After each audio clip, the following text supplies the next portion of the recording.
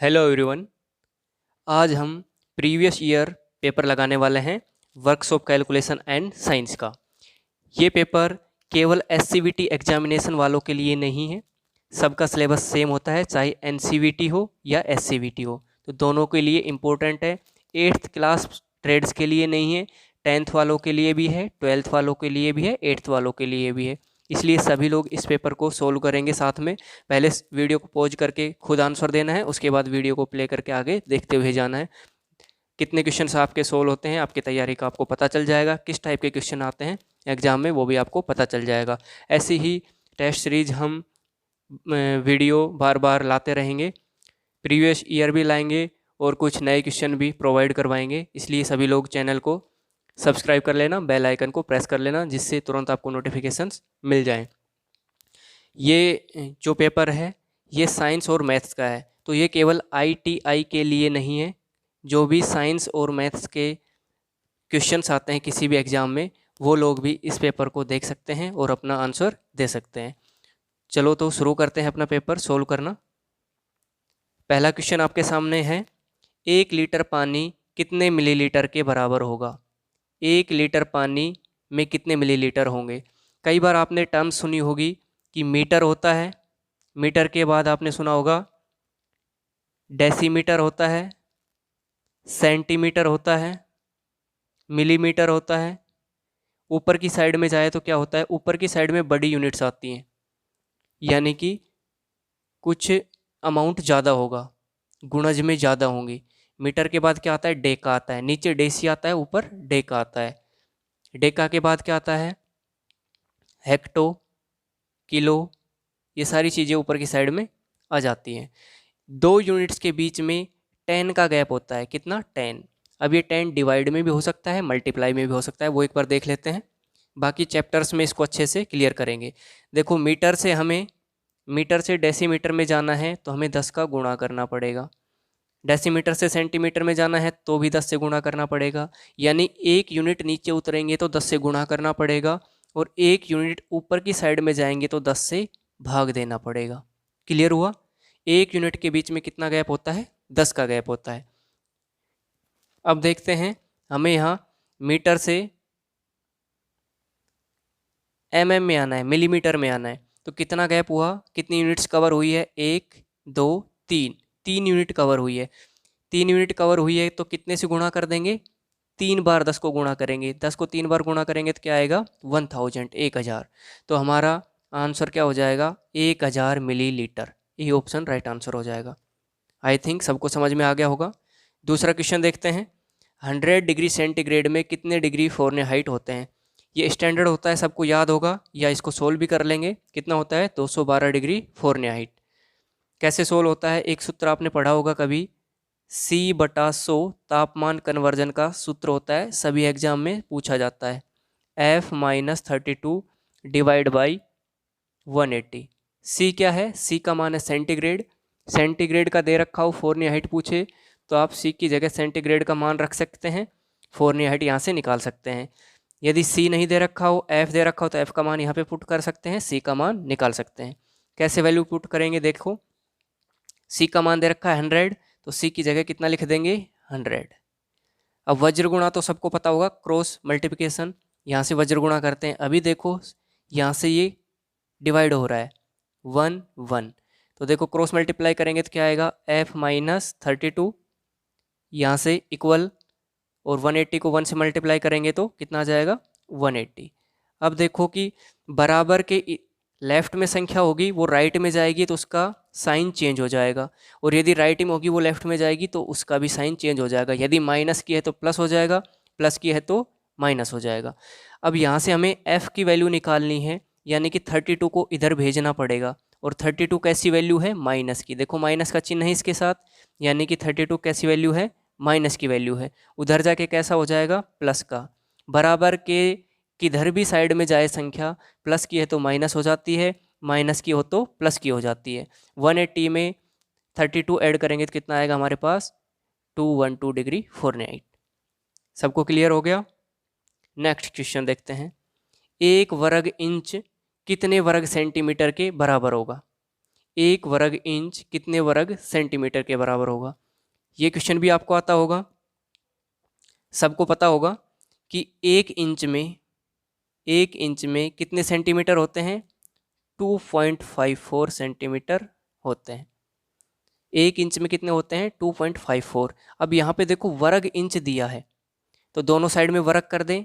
एक का वर्ग कितना होता है, एक ही रहेगा, यानी कि एक पे तो कोई फर्क नहीं पड़ेगा। तो 1 वर्ग इंच में कितने होंगे, इधर भी वर्ग करना पड़ेगा हमें, तो इसको मल्टीप्लाई करेंगे। देखो अब ये मल्टीप्लाई जल्दी से करना हो तो कैसे कर सकते हैं, 2.54 तो 2.5 एक डिजिट ले लेते हैं। वर्ग का मतलब क्या होता है, इसी संख्या को 2 बार गुणा करना। और 25 का वर्ग तो हमें पता है कितना होता है, 625। और कितने के बाद डेसिमल लगाएंगे, दशमलव लगाएंगे, एक अंक, इधर से भी एक अंक, 2 अंक, तो लेफ्ट साइड से 2 अंक छोड़ के दशमलव लगा देंगे, तो हमारा आंसर अप्रोक्स कितना आएगा, 6.25। ऐसा ऑप्शन देखो कहाँ पे है, 6.25 वाला बी ऑप्शन हो जाएगा।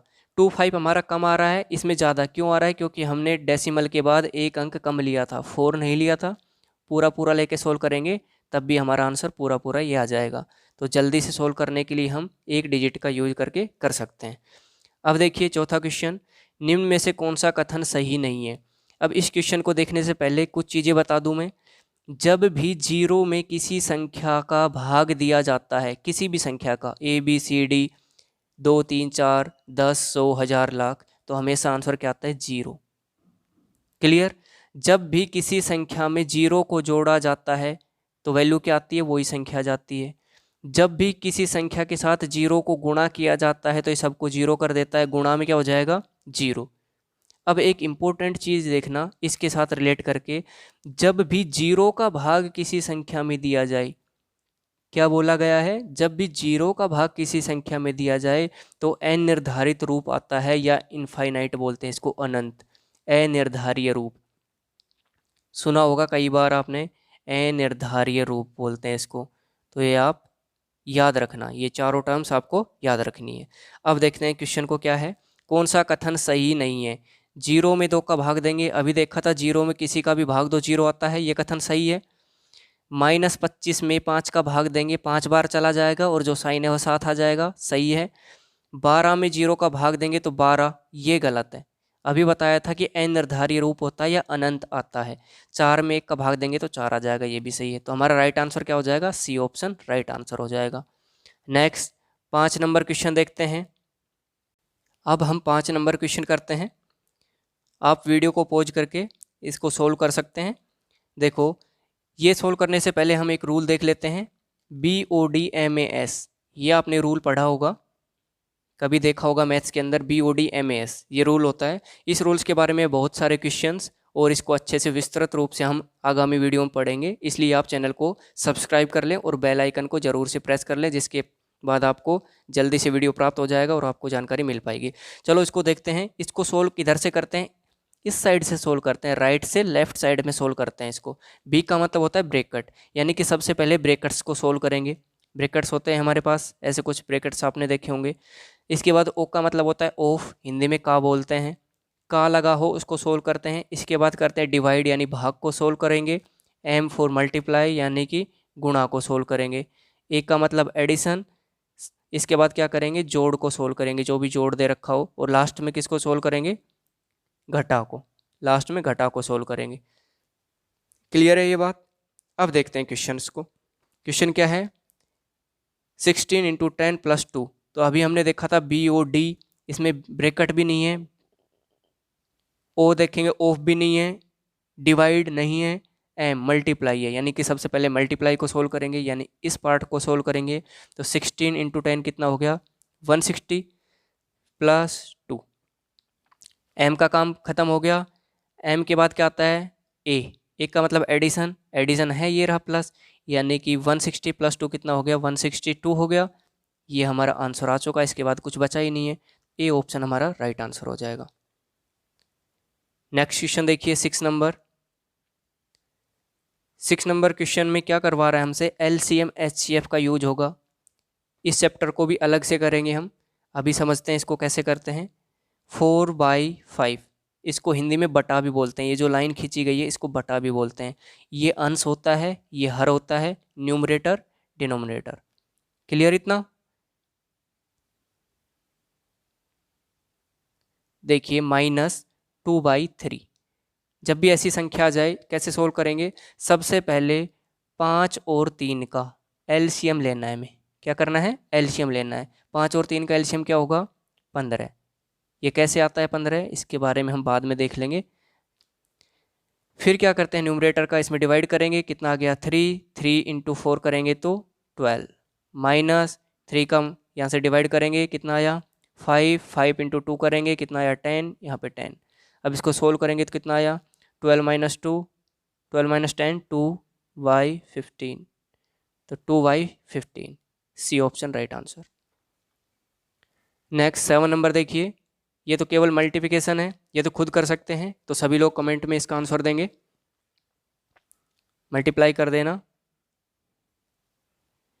Next question 8 number. 8 नंबर क्या बोला गया है? -9 का वर्ग होगा। ये ध्यान से देखना है कि यहाँ पे माइनस लगा हुआ है, ये गौर से देखना है। जल्दी जल्दी में 9 का वर्ग 81 टिक किया और आगे मत पहुँच जाना, गलत हो जाएगा। तो -9 है, वर्ग का मतलब होता है उसी संख्या को उसी संख्या से गुणा कर दो। तो -9 का वर्ग क्या होगा? 9 × 9 81। माइनस और माइनस 2 बार गुणा होते हैं तो क्या हो जाता है? प्लस। क्या हो जाता है? प्लस। इसलिए -9 का वर्ग क्या होगा? 81। अब यहाँ पे क्लिक करना है 81, पहले ही क्लिक नहीं कर देना है, ये ध्यान रखना है सबको। इसके बाद 9 नंबर क्वेश्चन देखिए। 441 वर्ग सेंटीमीटर क्षेत्रफल वाले वर्ग की भुजा की लंबाई क्या होगी? वर्ग की बात कर रहे हैं जिसकी चारों भुजाएं बराबर हो, वो कहलाता है वर्ग। और वर्ग का क्षेत्रफल क्या होता है? भुजा स्क्वायर, यानी कि भुजा गुणा भुजा। ये क्या होता है? क्षेत्रफल। क्षेत्रफल को एरिया ऐसे रिप्रेजेंट कर देते हैं। एरिया हमें दे रखा है कितना? 441, तो हम एरिया की जगह लिख देंगे 441 और भुजा हमसे निकलवाइए। तो भुजा का स्क्वायर यहाँ से हो गया। अब भुजा निकालनी है तो दोनों तरफ अंडर रूट कर देंगे, यानी वर्गमूल कर देंगे। या ऐसा बोल सकते हैं कि यहाँ पे ये वर्ग है, इसको इस साइड में ले जाएंगे तो इस साइड में बराबर के इधर आते ही वर्गमूल में कन्वर्ट हो जाता है ये। तो यहाँ पे क्या बचा? 441। यहाँ पे वर्गमूल आ गया और यहाँ पे क्या बच गया? भुजा। हमारी भुजा का मान कितना आ गया? √441। लेकिन अब देखो 441 किसका रूट होता है? तो हमें पता होना चाहिए, ये अंडर रूट निकालने की टेक्निक्स आपको आनी चाहिए, वो भी आपको चैप्टर में मिल जाएगी। कितने का होता है? 21 का। तो हमारा आंसर क्या हो जाएगा? 21 सेंटीमीटर क्या हो गई? वर्ग की भुजा। ए option right answer. Question number 10 ratio proportion, अनुपात समानुपात, ये भी आपने पढ़ा होगा। इसमें क्या होता है? ए अनुपात बी, इसको बोलते हैं 4 बिंदी को समानुपात, अनुपात डी। तो इसमें क्या होता है? ए गुणा डी बराबर बी गुणा सी, यानी कि इन दोनों को आपस में मल्टीप्लाई करके बराबर कर देना है, इन दोनों को मल्टीप्लाई। ठीक है, तो करते हैं यहाँ पे इनको गुणा। 8 गुणा x बराबर 5 गुणा 16। ये तो आपको पता होगा कि बराबर में संख्याएं कट जाती है। 8 1 जा 8, 8 2 जा 16। x की वैल्यू क्या आ गई? 5 × 2 करेंगे तो 10। x की वैल्यू आ गई 10, ऑप्शन सी। नेक्स्ट 11 HCF आपसे फाइंड करवाया है।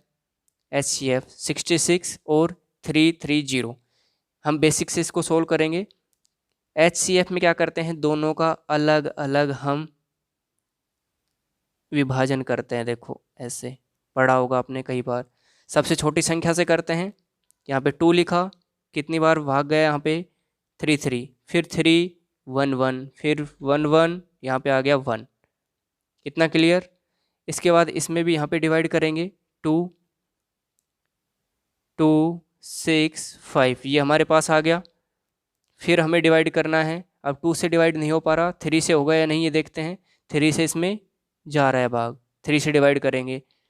3 5 और 3 5। इसके बाद 5 से डिवाइड हो रहा है, 5 1 1, फिर कितने से हो रहा है? 11 से 1। अब देखो कि कॉमन फैक्टर्स क्या क्या आ रहे हैं, यहाँ से कॉमन चीज़ें क्या क्या आ रही है। देखो यहाँ पे 2 आ गया, यहाँ पे भी 2 एक ले लिया, तो हमारे पास क्या आया? 2 गुणा लगाएंगे। 3 यहाँ पे आ गया, 3 यहाँ पे भी है, हम यहाँ से 3 भी ले लेंगे। फिर क्या है, 11 यहाँ पे भी है, 11 यहाँ पे भी, हमने यहाँ से 11 ले लिया। इन तीनों को मल्टीप्लाई करेंगे तो क्या आ गया हमारे पास 66। A option right answer. आ गया सबको समझ। नेक्स्ट क्वेश्चन देखिए 12 नंबर, ये है परसेंटेज, प्रतिशत के चैप्टर से। 60 का कितने प्रतिशत 18 है? 60 का कितने प्रतिशत 18 है? हम कह रहे हैं कि 60 का मतलब यहाँ पे गुणा होता है ऑफ, 60 ऑफ, ठीक है। 60 का कितने प्रतिशत, मान लो कि 18% का मतलब 100 कितना है 18, 18 है। तो यहाँ से सोल्व कर लेते हैं, 10 10, यहाँ से 6 3, तो x is equal to multiply करेंगे तो 30। तो कितना प्रतिशत है 30%, option B.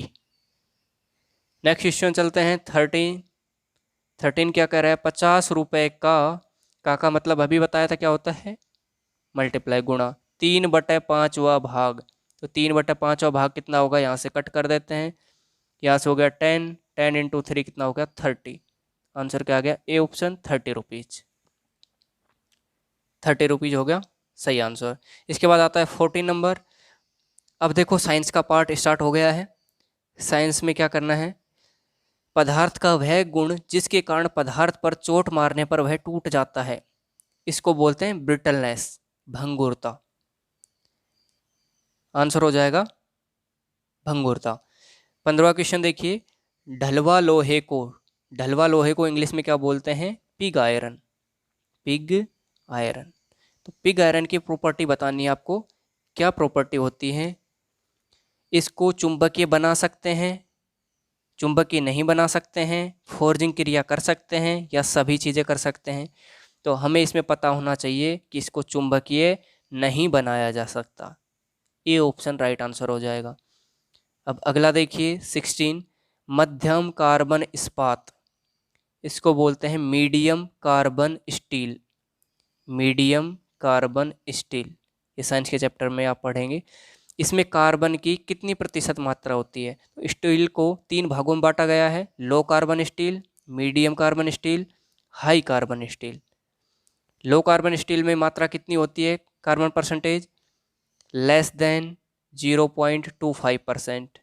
Medium carbon steel की कितनी होती है, इसकी होती है 0.25 से भी लिख देते हैं, कभी 0.30 से भी लिख सकते हैं।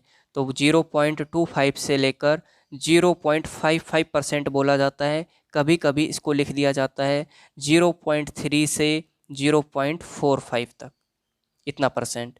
थर्ड क्या आता है हाई कार्बन में, इसमें कितना होता है 0.55 से ज़्यादा, इससे ज़्यादा होगी वो क्या होगा हाई कार्बन स्टील। तो यहाँ पे हमारा राइट आंसर क्या हो जाएगा, मीडियम कार्बन स्टील। अभी ये वाला पढ़ा था, ये किस में होता है, लो कार्बन स्टील में, और ये ज़्यादा वाला किस में होता है, हाई कार्बन स्टील में। 0.5 से 0.8 ऐसा कुछ होता ही नहीं है, या इसको काउंट करना चाहे तो हम हाई कार्बन स्टील में काउंट कर सकते हैं। हमारे पास बी ऑप्शन हो गया राइट आंसर। नेक्स्ट 17, निम्न में से धातु का भौतिक गुण नहीं है, ये भी सिंपल है, ये भी आप लोग कमेंट में इसका आंसर दीजिए। 2 क्वेश्चन हो गए आपके कमेंट में आंसर देने के लिए। 18 नंबर देखिए, एल्यूमिनियम का अयस्क कौन सा है, ये सबने पढ़ा होगा, एल्यूमिनियम का अयस्क क्या होता है, बॉक्साइट। घनत्व का फॉर्मूला क्या होता है, यहाँ पे हमें वैल्यू पुट करनी है कि यहाँ पे क्या लिखे कि घनत्व का सूत्र बन जाए।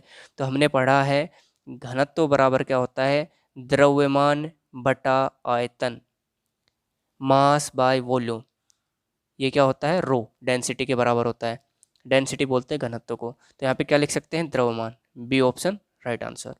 20, किसी वस्तु को द्रव में डुबोया जाता है तो उस वस्तु के भार में, ये तो कॉमन है, चीज़ें यूज भी करते हैं तब भी आपको पता चल जाती हैं, क्या होता है भार में कमी आ जाती है। जैसे कि कहीं पे बाल्टी में पानी भरा हुआ है, उसमें कोई भी वस्तु को डुबोया जाता है तो हमारे पास वो उस वस्तु का भार कम लगता है, वो वस्तु हमें हल्की प्रतीत होती है। आर्किमिडीज का सिद्धांत पढ़ा होगा, उत्प्लावन बल पढ़ा होगा, उसमें इसको पढ़ते हैं। ए ऑप्शन राइट आंसर हो जाएगा। अगला है कार्य का सूत्र पूछा है, कार्य क्या होता है, बल गुणा विस्थापन, बल गुणा विस्थापन।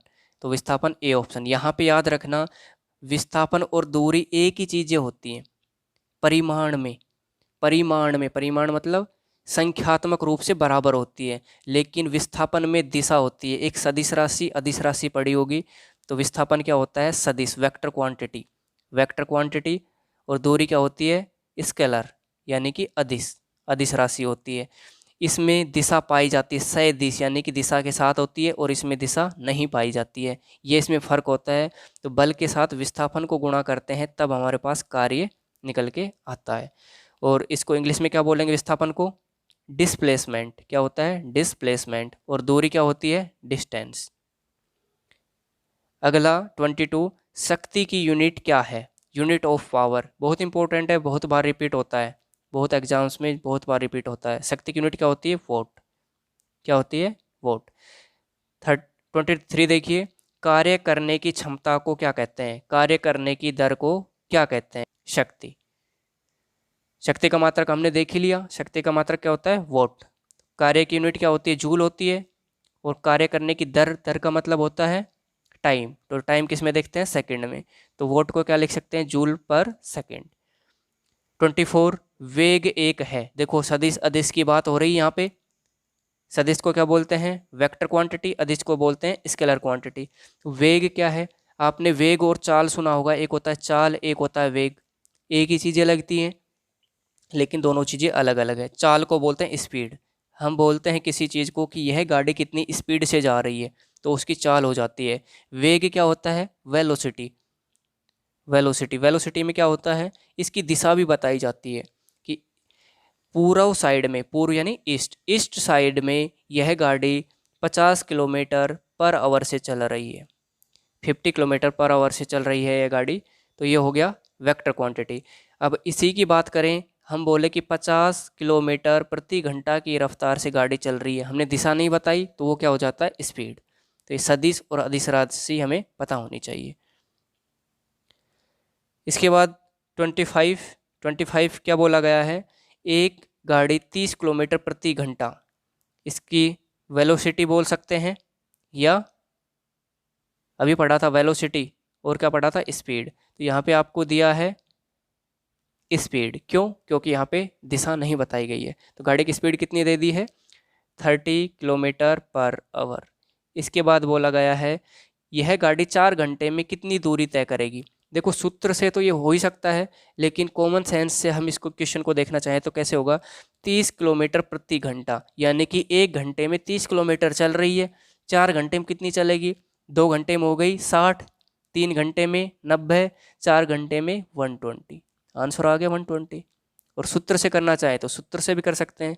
सूत्र क्या होता है, चाल बराबर दूरी बटा समय, चाल बराबर दूरी बटा समय।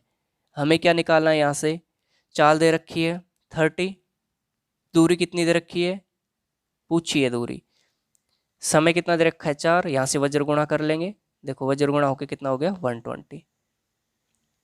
सबको समझ में आ गया होगा, सबको समझ में आ गया होगा। यहाँ पे अपना पेपर कंप्लीट हो जाता है। आपको ये सेशन कैसा लगा, बाकी पेपर्स भी आपको चाहिए तो कमेंट सेक्शन में आप बता सकते हैं। ITI के पेपर ट्रेड वाइज चाहिए तो उनका वीडियो भी आपको अवेलेबल करवा दिया जाएगा। बाकी आप चैनल को सब्सक्राइब कर लेना, बेल आइकन को प्रेस कर लेना, ऑल पर क्लिक कर देना, जिससे आपको नोटिफिकेशन अगले मिलते रहें। और वीडियो को शेयर कर देना, लाइक कर देना। Thank you.